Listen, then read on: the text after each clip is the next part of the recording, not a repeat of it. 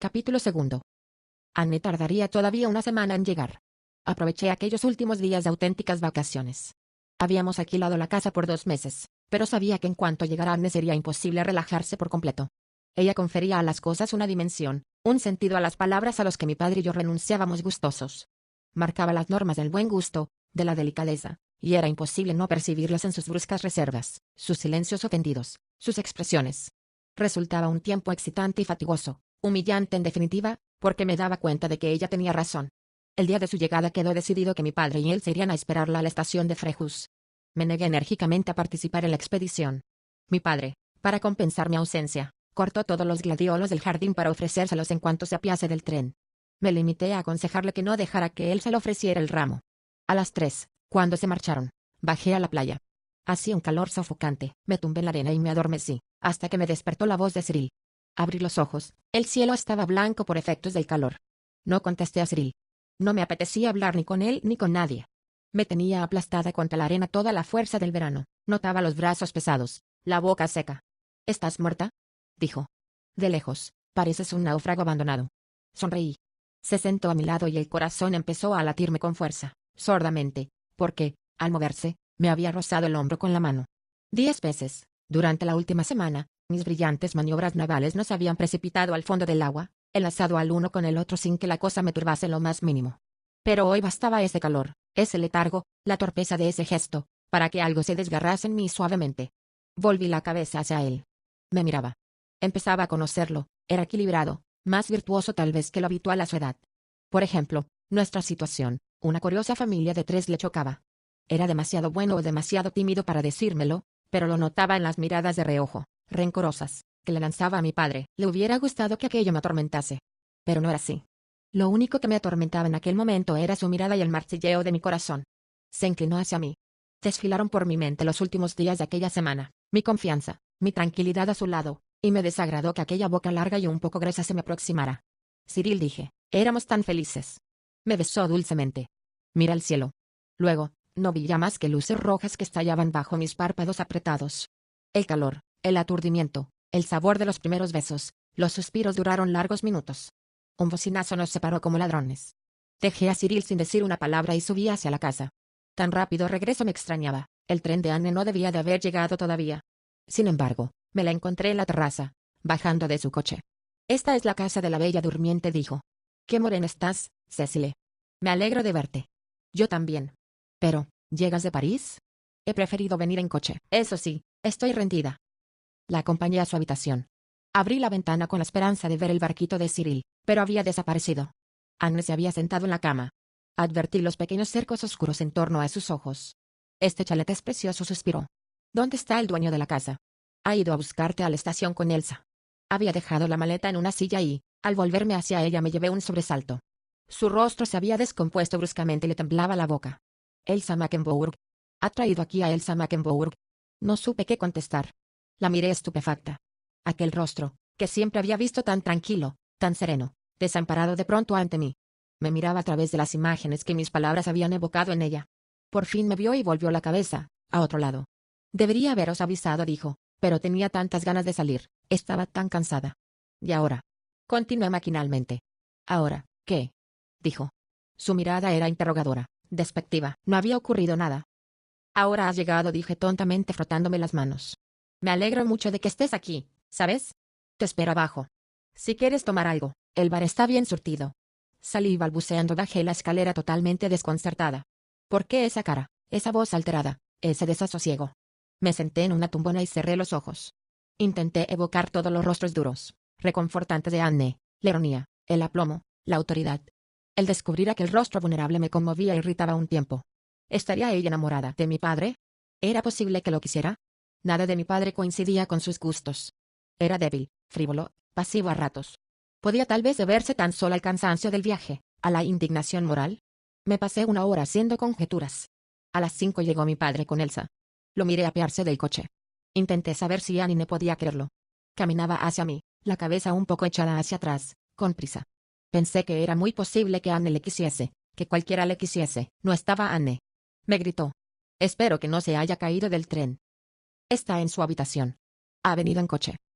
¿De veras? Estupendo. Pues súbele el ramo. ¿Me habías comprado flores? Se oyó la voz de Anne. Qué amable. Bajaba por la escalera a su encuentro, relajada, sonriente, con un vestido que no parecía haber viajado. Pensé con tristeza que no había bajado hasta oír el coche y que habría podido hacerlo un poco antes, para hablar conmigo.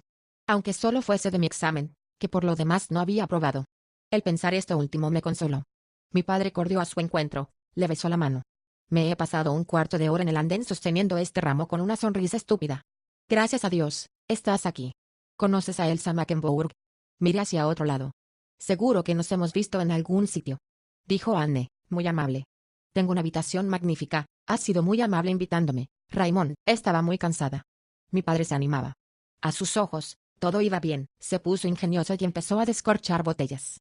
Pero a mí se me aparecían uno tras otro el rostro apasionado de Cyril y el de Anne, marcados ambos por la violencia, y me preguntaba si las vacaciones serían tan sencillas como aseguraba mi padre. Aquella primera cena fue muy alegre. Mi padre y Anne hablaban de sus amistades comunes, que eran escasas pero pintorescas. Me lo pasé muy bien hasta el momento en que Anne declaró que el socio de mi padre era microcéfalo. Era un hombre que bebía mucho, pero era simpático y con él mi padre y yo habíamos disfrutado de cenas memorables. Lombard es gracioso, Anne protesté. Tiene momentos muy divertidos. No me negarás que aún así deja bastante que desear, e incluso su humor. Puede que no tenga un tipo de inteligencia corriente, pero... Me cortó con tono indulgente. Confundes tipos de inteligencia con edades de la inteligencia. Me encantó el tono lapidario de su fórmula. Ciertas frases desprenden para mí un aura intelectual, sutil, que me subyuga, por más que no las comprenda del todo. Sentí no tener una agenda y un lápiz para anotar aquella. Se lo dije a Anne. Mi padre se echó a reír. Por lo menos no era rencorosa. No podía serlo, porque Anne no tenía mala intención. La notaba demasiado indiferente, sus juicios no tenían esa precisión, ese aspecto acerado de la maldad. Lo que los hacía todavía más abrumadores.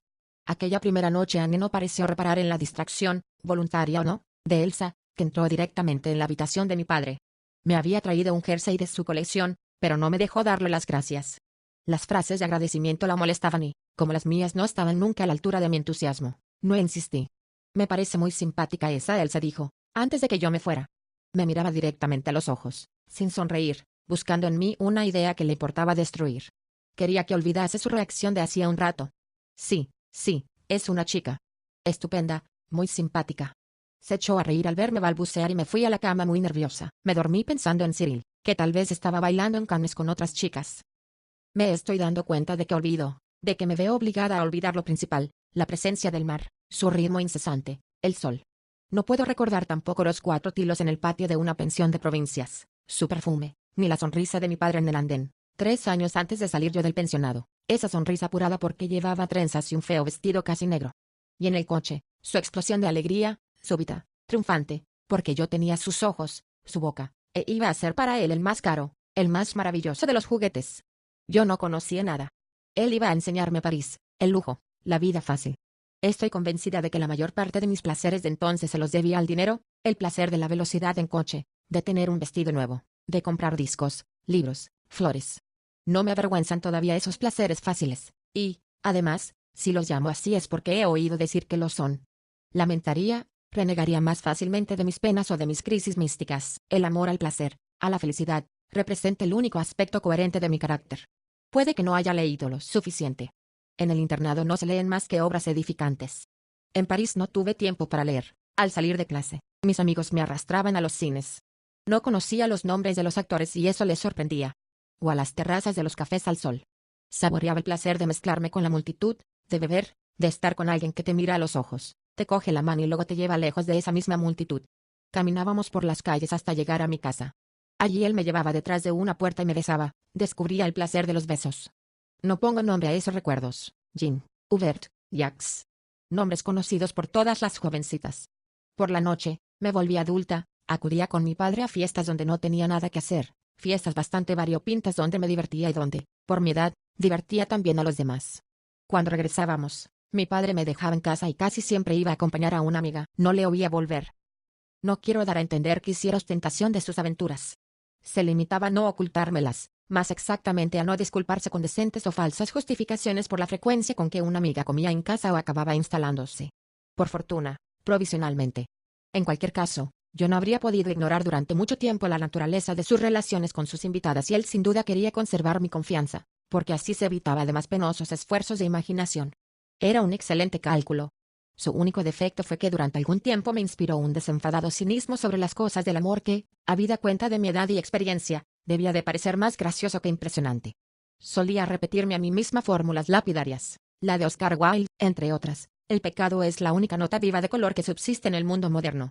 La hacía mía con absoluta convicción, con mucha mayor seguridad, imagino, que si la hubiera llevado a la práctica. Estaba convencida de que mi vida podría adaptarse a esa frase, inspirarse en ella, brotar de ella cual una imagen perversa. Olvidaba las horas muertas, la discontinuidad y los buenos sentimientos cotidianos. Idealmente, proyectaba una vida de abyección y libertinaje.